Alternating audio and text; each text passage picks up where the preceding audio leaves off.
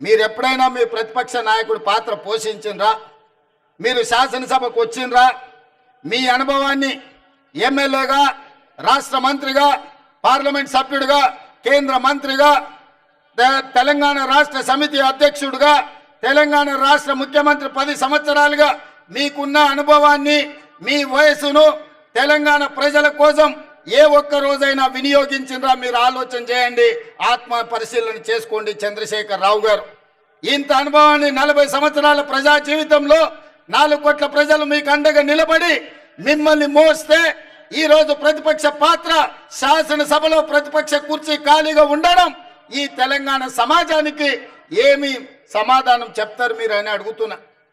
ఇవాళ మీరు నేను ఒకటే సూచన చేయదలుచుకున్నా, గెలిస్తే ఉప్పొంగిపోవడం, ఓడిపోతే కుంగిపోవడం, కుంగిపోయి ఫామ్ హౌస్లో పడిపోవడం మీ స్థాయికి, మీ గౌరవానికి తగ్గదు.